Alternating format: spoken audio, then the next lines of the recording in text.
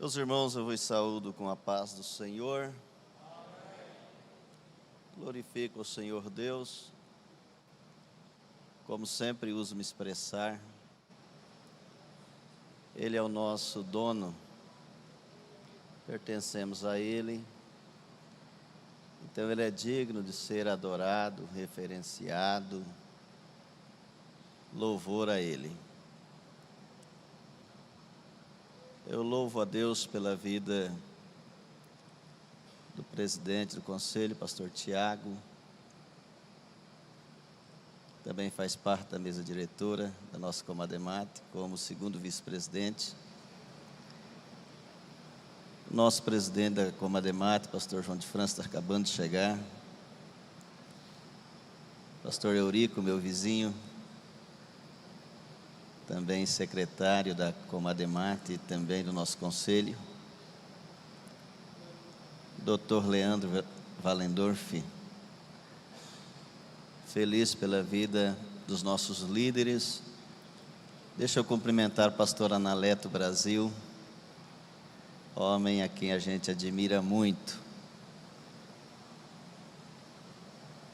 No ano de 1979, nós chegamos em Alta Floresta. Congregamos no primeiro templo de madeira com o pastor Analeto Brasil. E como criança ainda ajudei ele a colocar as estacas para fazer o nível do piso do templo, do primeiro templo sede na Rua F. Feliz, viu, pastor Analeto? E eu tenho a história escrita da fundação da igreja de Alta Floresta, está guardado comigo, viu, pastor Juarez? Pastor Analeto me recebeu na casa dele 3 dias, e eu escrevi essa história narrada pelo fundador. Vamos dar glória a Deus pela vida do pastor Analeto? Glória a Deus. Meu pastor João de França, posso dizer isso com propriedade, né, pastor? Meu pai em tudo. Ele já fez as considerações, mas acaba de chegar agora. Feliz, viu, pastor? Ontem, pastor João, fez 26 anos que o senhor me deu posse interino lá na Cidade Alta. Ontem à noite. Presente de aniversário dado por Deus e pelo senhor a mim. Obrigado. Pastor Juarez, um prazer muito grande, viu, pastor Juarez? Depois o senhor ensina a gente como fazer essa organização aqui tão linda, para receber tanta gente assim, com essa equipe tão dinâmica. Glória para Jesus, parabéns para o senhor e para a igreja, em especial os obreiros aqui em Alta Floresta. Meus irmãos, nós vamos a uma meditação na palavra. Eu quero antes louvar a Deus pela vida dos meus companheiros lá de Nova Mutum, parte já estão aqui. Feliz pelo Senhor Deus ter concedido a oportunidade de virmos e estarmos aqui. Vamos lançar mão do texto que fora extraído, o tema Neemias, capítulo 6, Neemias, capítulo 6, versículo 3.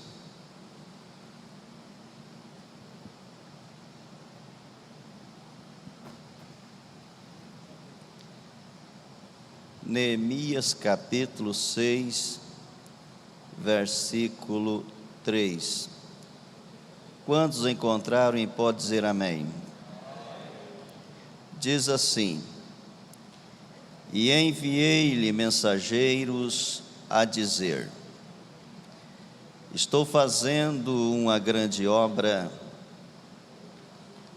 de modo que não poderei descer. porque cessaria esta obra enquanto eu a deixasse e fosse ter convosco. Querem ler comigo mais uma vez? Eu sei que os irmãos já leram várias vezes, mas vamos ler novamente o versículo. Vamos juntos? E enviei-lhes mensageiros a dizer: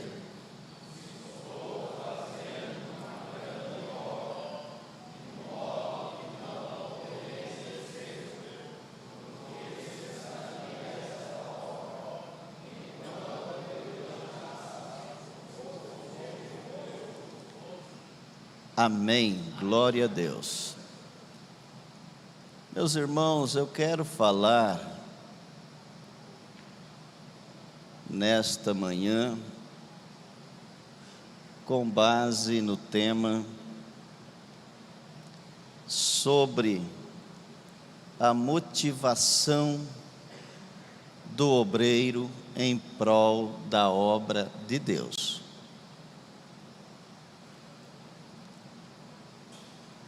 Quero lançar mão daquilo que nós temos revelado na palavra de Deus, o comportamento, as atitudes de Neemias. E eu quero convidar os senhores para uma reflexão agora. Vamos colocar Neemias do nosso ladinho. Ele é um exemplo de motivação em prol da obra de Deus. E vamos comparar, porque ele serve como termômetro para medir se estamos bem ou se não estamos. Se estamos motivados ou estamos desmotivados em fazer a obra de Deus. E para que o obreiro não pare, ele precisa estar motivado. Então nós vamos lançar mão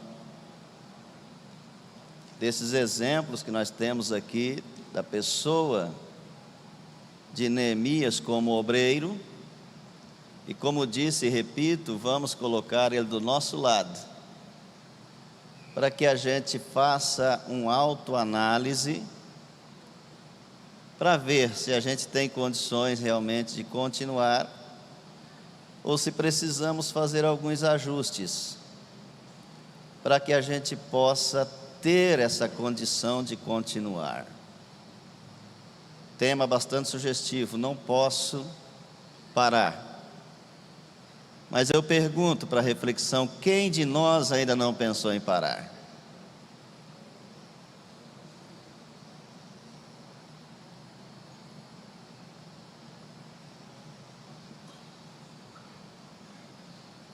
Propositalmente fiz uma pausa, que é para pensarmos mesmo. E pergunto novamente, quem de nós ainda nunca pensou em parar? Né, pastor José Santos?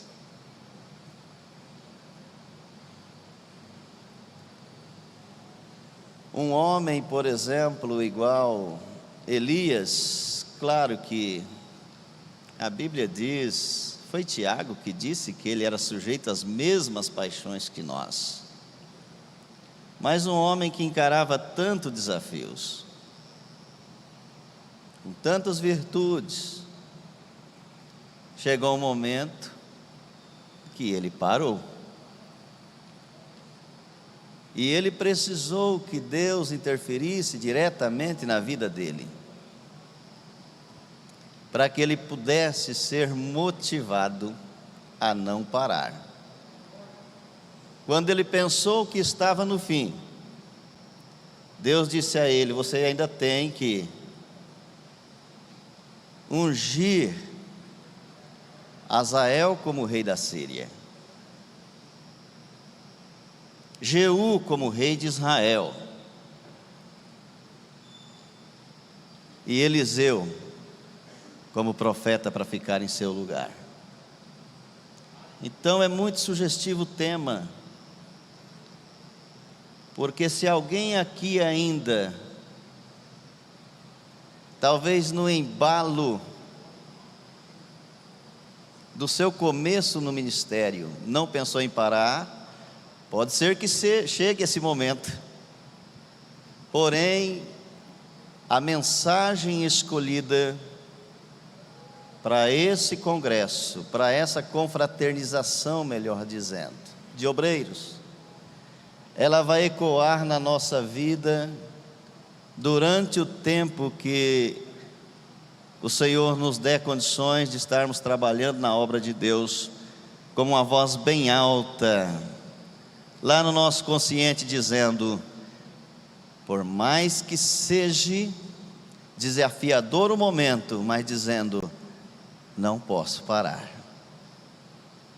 Então nós precisamos estar motivados. A motivação é um impulso interno que faz com que as pessoas atinjam os seus objetivos. E nós contamos com um ajudador por excelência, que é o Espírito Santo de Deus, que nos ajuda.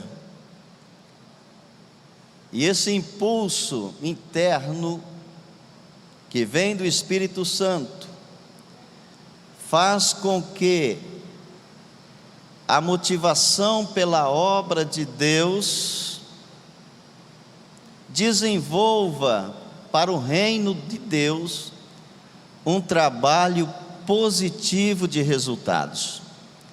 Porque é possível também analisar motivações no aspecto negativo.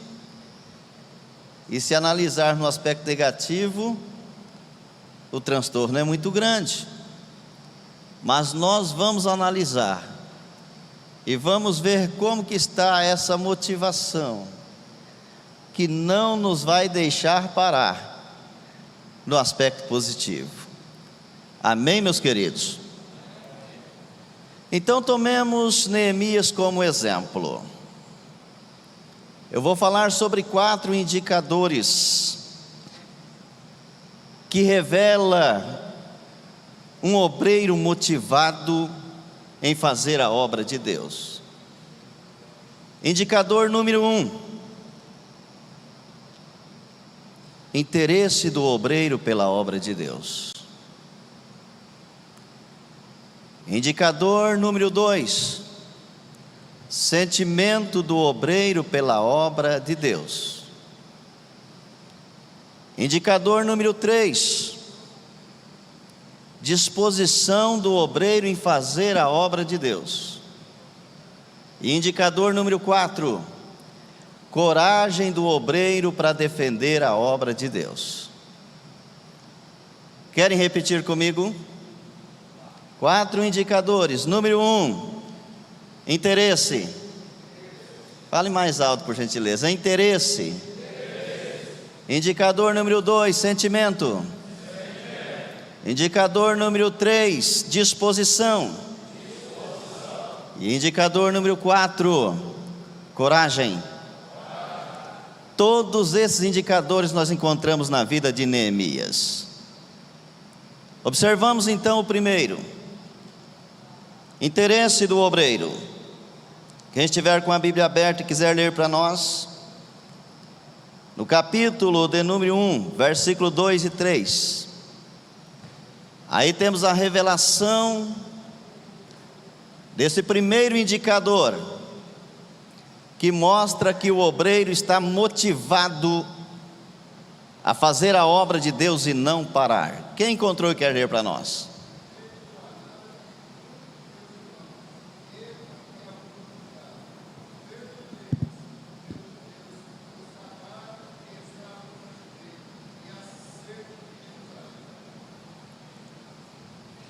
O irmão leu, leia o 3 também, por gentileza, meu amado. foram levados para o cativeiro, lá na província, estão em grande miséria e desprezo, e o muro de Jerusalém fendido, e as suas portas queimadas a fogo. Obrigado. Eu penso que se não faz necessário massificarmos o contexto histórico, até porque me falta argumento e me falta tempo. Porém, vamos logo às lições para aplicarmos para a nossa vida, para a edificação nossa como obreiros. Todos sabem que Neemias estava com uma missão que, se ele quisesse, ele podia muito bem fazer de conta que não estava acontecendo nada, visto a realidade que ele estava vivendo. Todos sabem que Neemias ocupava uma posição privilegiada diante do rei. Mas estes 2 versículos em especial, o irmão leu lá, eu quero repetir aqui. Ele demonstrou interesse, olha bem aqui. Eu vou ler desde o versículo 1.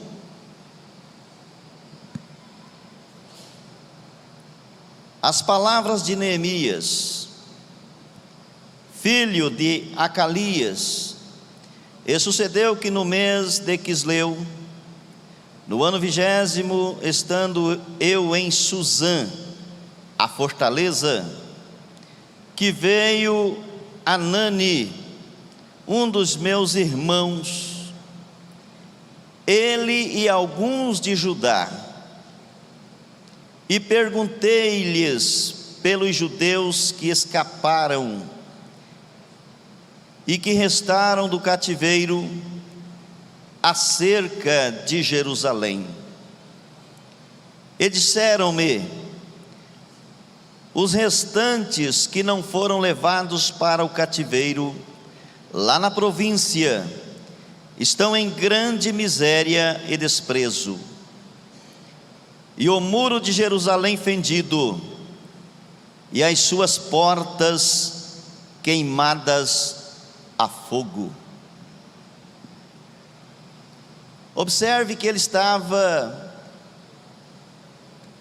em uma posição confortável e honrada diante do rei, época em que o povo tinha sido levado, o povo de Israel tinha sido levado para o cativeiro. É bem verdade que parte já tinha voltado, a primeira leva tinha voltado com Zorobabel e reconstruído o templo, mas o templo estava desprotegido. Essa grande obra do qual trata o texto é especificamente a obra de Deus, porém a obra de Deus, a missão de Neemias ali era reconstruir o muro, porque não basta só construir o templo, precisa construir também o muro. O templo estava desprotegido, e se não construísse o muro, o acesso seria fácil para os inimigos terem livre acesso ao templo. Então precisava-se construir o muro. A grande obra aqui era a construção do muro. Claro que no sentido figurado, o muro fala de proteção. Então nós podíamos falar aqui sim sobre as nossas doutrinas, porque a proteção da nossa igreja é a sã doutrina. De nada adianta nós termos uma igreja potencial em número. Às vezes a gente se empolga com isso, mas se ela estiver desprotegida, então precisamos proteger a nossa igreja. É missão nossa. E para proteger precisamos construir um muro, precisamos resguardar, e é missão nossa para que a nossa igreja esteja protegida. E esta proteção, a construção do muro, é uma grande obra. Como disse Neemias, é uma obra extensa. Mas voltemos aqui. O texto lido, esses 3 primeiros versículos, mostra para nós que, a exemplo de Neemias, o obreiro, ele precisa se interessar pela obra. Ele estava muito bem, ele podia simplesmente, no linguajar vulgar e bem popular, fazer vistas grossas e não tomar nenhuma iniciativa. Mas mesmo estando em uma posição confortável e de destaque, ele não esquecia das suas origens. Ele lembrava que ele tinha os seus irmãos. Ele estava confortável, mas os seus irmãos não estavam. Ele estava bem, mas os seus irmãos não estavam bem. Então foi quando ele se interessou. Veja que parte dele, parte de Neemias, a iniciativa de querer saber como estavam os seus irmãos. Então ele demonstrou interesse pela obra. E aqui então está o primeiro indicador de que um obreiro está motivado a trabalhar na obra e não parar. Agora cabe uma perguntinha básica para reflexão. O irmão está interessado pela obra? Aquilo que Deus confiou ao meu irmão, a nós como pastores, líderes, aos irmãos que são auxiliares, pastores, dirigentes de congregação, pastores auxiliares na congregação, irmãos que exercem uma missão confiada por Deus e pelo ministério para trabalhar. Como que está o seu interesse pela obra?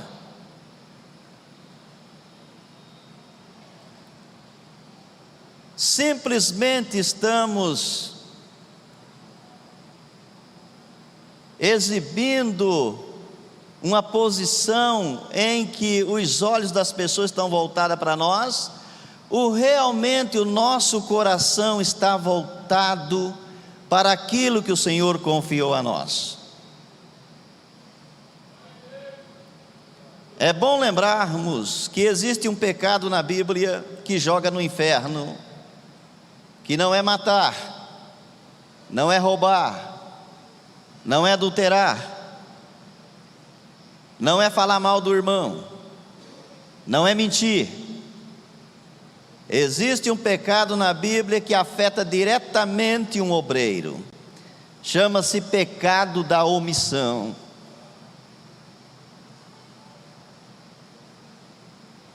Nós encontramos isso na parábola das 10 minas, também na parábola dos talentos.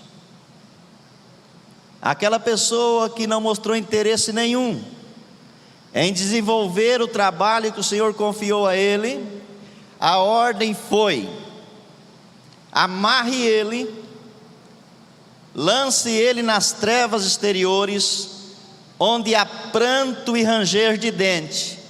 Se esse lugar não é um inferno, então eu não sei onde que é o inferno. Vejam os irmãos que por falta de interesse, aquele freguês teve a sua sentença a perder a salvação da alma. É muito sério, meus irmãos. É muito bom a gente refletir sobre isso. Como que está o seu interesse lá na igreja? Em exercer a função que lhe foi confiado. Faça uma avaliação agora entre você, desculpe a expressão você, entre o senhor ou os senhores e Neemias. Será que estamos interessados por esta grande obra? Se não estivermos interesse, não vamos a lugar nenhum. Estamos fadados a parar logo no começo. Não pega nem no tranco. Quantos concordam e podem dar glória a Deus? Eu ultimamente estou pedindo para dar glória a Deus, senão ninguém dá quando eu estou falando. Só para descontrair, tá, meus irmãos? Indicador número 2, sentimento. Acompanhe comigo aí. Lembrando que eu estou falando da necessidade de estarmos motivados para fazer a obra de Deus. E estou dizendo que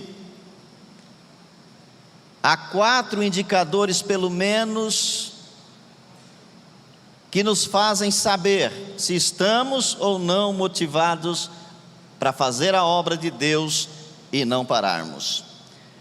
Capítulo 1 de Neemias, a partir do versículo 4, diz assim: E sucedeu que, ouvindo eu essas palavras, assentei-me e chorei e lamentei por alguns dias, e estive jejuando e orando perante o Deus dos céus. Então aqui revela o sentimento pela obra de Deus. A pergunta básica: como que está o seu sentimento pela obra de Deus? Se não há sentimento, na hora de engatar a segunda marcha, o veículo vai parar. Não vai ter condições de prosseguir. O obreiro precisa primeiro se interessar pela obra de Deus. Segundo, ele precisa ter sentimento. E quem tem sentimento dá a devida atenção. Quem tem sentimento faz alguma coisa. Primeiramente, aqui se observa que Neemias chorou, se comoveu. Aí eu lembro do que o salmista diz: aquele que leva a preciosa semente, andando e chorando, voltará sem dúvida com alegria, trazendo consigo seus molhos. Parênteses aqui, pastor Euricos, muito obrigado pelas felicitações lá, em nome da Croix do Norte. Hoje, o pastor Samuel me deu um abraço e perguntou para mim assim: 4 ponto quanto, pastor? Eu disse 4.12.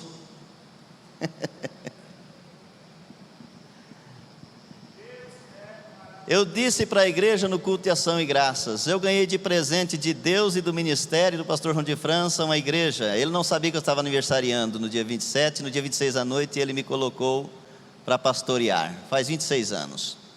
E eu disse, esse presente me faz eu sorrir, mas me faz mais chorar.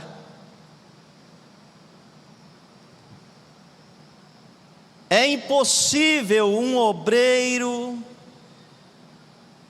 vocacionado, chamado, motivado,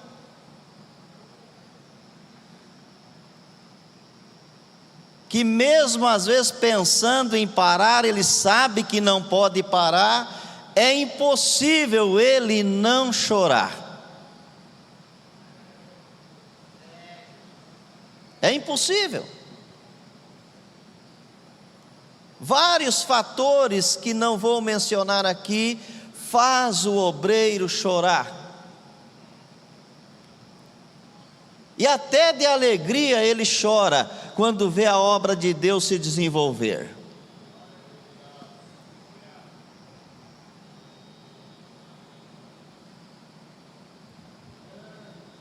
O obreiro motivado, ele tem como indicação que ele tem condições de prosseguir quando ele tem sentimento pela obra de Deus. É o segundo indicador. Terceiro indicador está no capítulo 2 e no versículo 5. Acompanhe comigo. Diz assim: e disse ao rei, se é do agrado do rei, e se o teu servo é aceito em tua presença, peço-te que me envies a Judá, à cidade dos sepulcros de meus pais, para que eu, olha bem, para que eu a edifique. Aqui nós temos o terceiro indicador, em que revela que o obreiro está motivado a fazer a obra de Deus e não parar. É a disposição do obreiro. Observe que Neemias,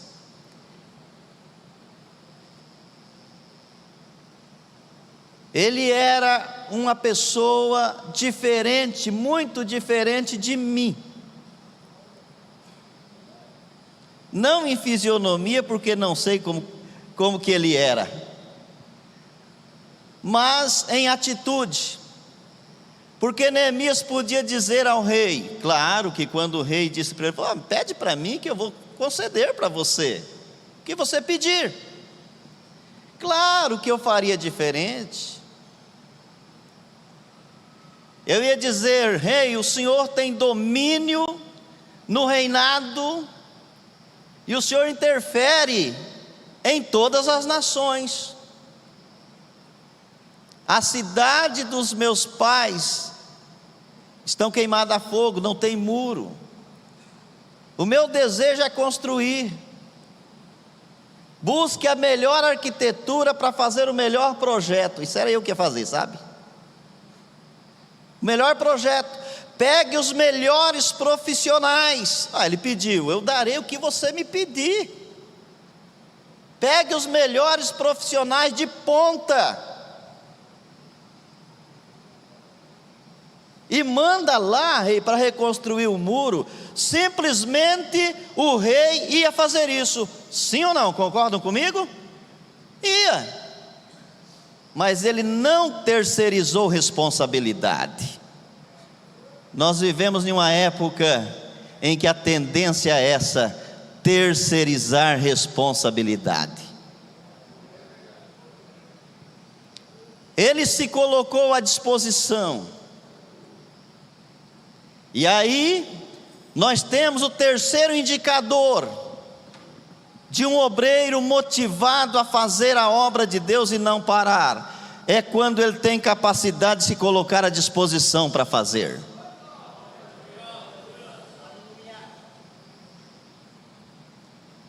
Como que está a sua disponibilidade?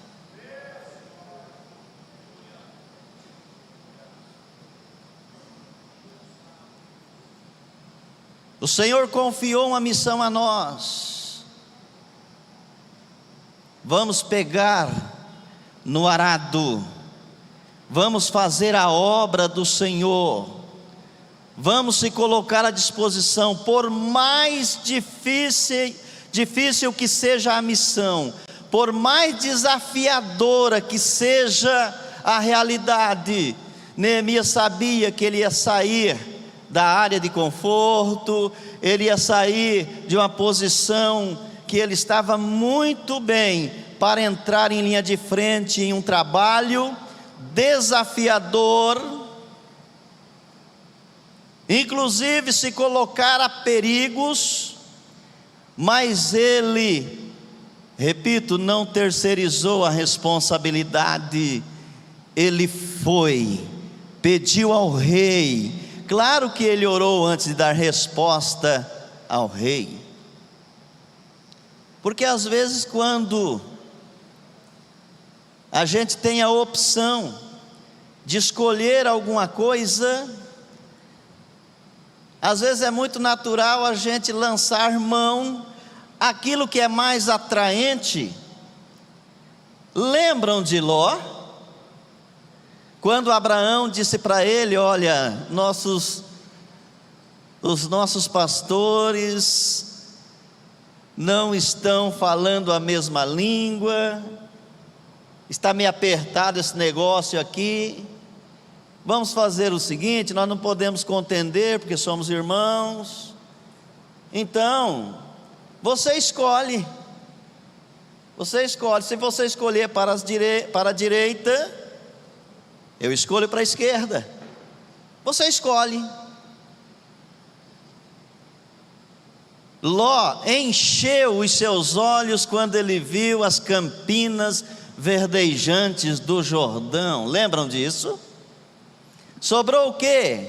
Sobrou as montanhas para Abraão. Mas lá atrás, na 10ª geração antes de Abraão, logo que passou o dilúvio, lembra na história de Nimrod? Lá Deus tinha dito para Noé que era para eles se espalharem e ir para as montanhas. Nimrod foi na contramão, lembram disso? Ao invés de espalhar, juntou e foi para a planície. Então Abraão estava 100% na direção de Deus. Até nisso Deus não deixou Ló escolher as montanhas. Por quê? Porque Abraão era um homem também que estava motivado a fazer a obra de Deus. Glória a Deus. Disposição é o terceiro indicador de que o irmão está motivado em fazer a obra de Deus e não parar.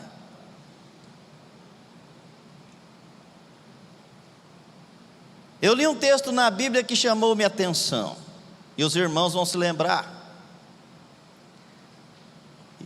E eu posso, numa força de expressão, dizer sobre a decepção de Deus. Será que Deus se decepciona? Não, né? Mas para que a gente entenda, só uma força de expressão para um entendimento nosso. Quando Deus se decepciona, a Bíblia diz que Deus, Ele procurou dentre os filhos dos homens alguém para colocar sobre uma brecha, e não encontrou esse alguém para tapar a brecha. Olha bem, dentre tantos, Deus olha de lá e procura um, mas não encontra. E Ele não encontrando, imagine a decepção de Deus.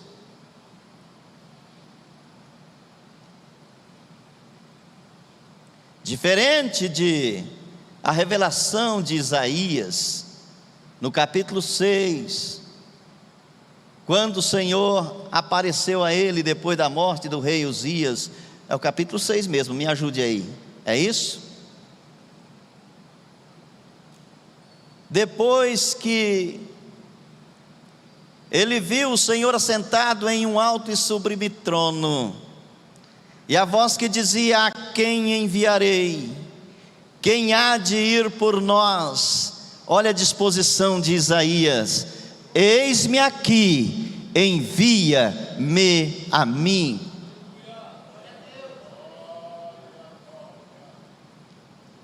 Como que está a nossa disposição para fazer a obra de Deus? Será que, se depender de mim, a obra irá continuar caminhando? Ou será o meu querido irmão diácono que está aqui nesta manhã, que é uma posição de muita honra? Até hoje eu tenho saudade daqueles dias que eu ia preparar o material para a Santa Ceia, encher os cálices e servir a Santa Ceia, e ter a oportunidade de dizer para que o irmão que vai receber o pão, que vai receber o cálice, oh saudade, mas eu faço isso com os pastores quando sirvo eles.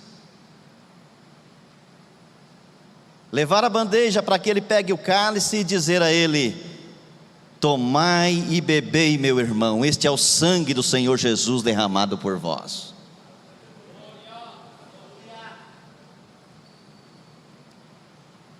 Mas nós estamos vivendo uma realidade que, se não tivermos cuidado, chega a hora de preparar a Santa Ceia, é possível, às vezes, não aparecer ninguém disponível ali para fazer o trabalho que é tão honroso. O obreiro que não tem disponibilidade, o cooperador e o diácono, ele não está nem aí se o templo vai ser aberto na hora certa ou não. Mas o obreiro, o diácono e o cooperador disponível, eles estão aqui no nosso meio, que tem disponibilidade, como Neemias. Ele não vê a hora, ele fica contando os minutos da hora do culto, porque ele está disponível para fazer a obra do Senhor. Independente do pastor estar presente ou não estar, ele tem compromisso com a obra, ele sabe que ele não pode parar. Glória a Deus.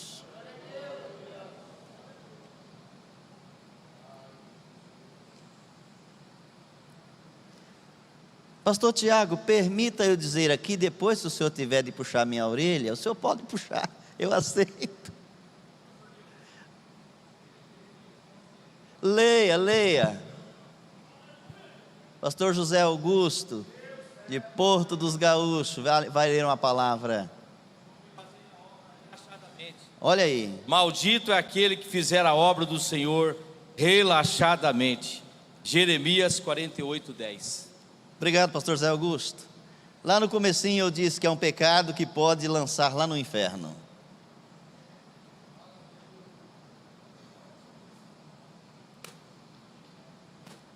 Como que está a minha motivação? Olha aí os indicadores baseados na vida de Neemias. O seu interesse, o seu sentimento e a sua disposição. Se colocou à disposição para ele mesmo ir, ver em loco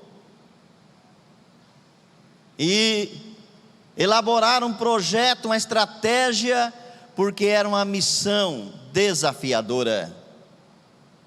Nos ensina muito. Já tenho que parar.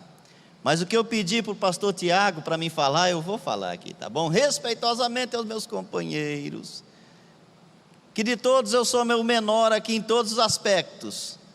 Talvez não muito na largura, porque ganhei uns quilinhos. Mas hoje eu soube por aí, não sou eu que vou doutrinar, mas aproveitando o ensejo que a palavra nos traz até aqui, quantos obreiros que hoje não vão mais em cultos de departamento? Não é matriculado na escola bíblica dominical.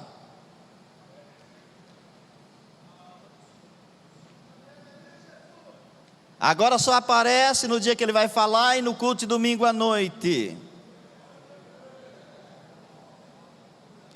Qual é o seu interesse pela obra? Qual é o seu sentimento? Cadê a sua disponibilidade? Neemias nos ensina que para o obreiro não parar, ele precisa estar motivado. Aleluia. Aleluia. E vou finalizar aqui com o último indicador,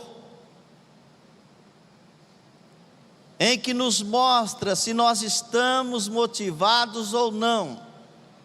É a coragem de Neemias. Vamos ler? Capítulo de número 4. Capítulo 4, versículo 14.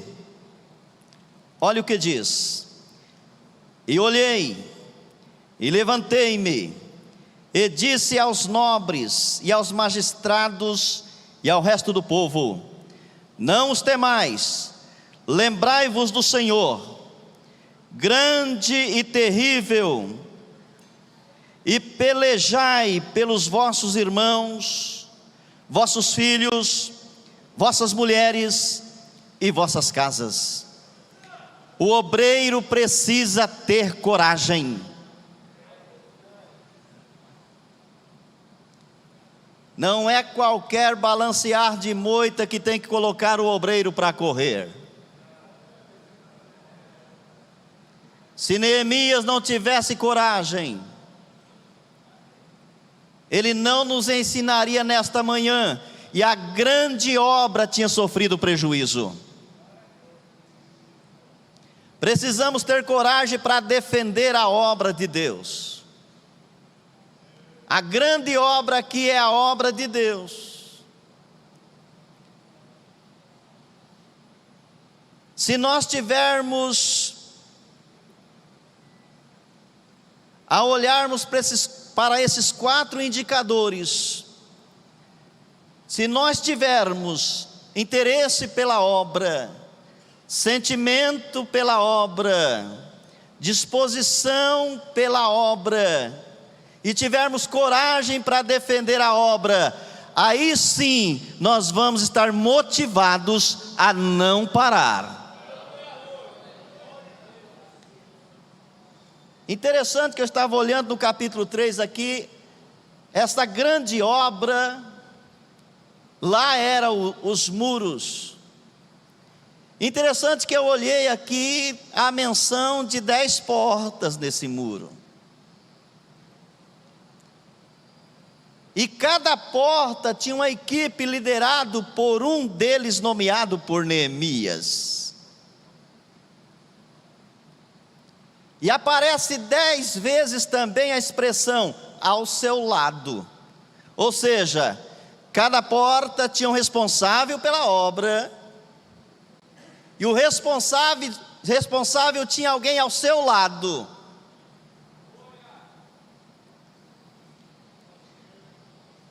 Para quem entende de numerologia bíblica, igual o pastor José dos Santos, professor aqui nosso em teologia, dentre os demais, o número 10 fala da plenitude humana. 10 dedos nas mãos, trabalho. 10 dedos nos pés, não posso parar, tenho que caminhar.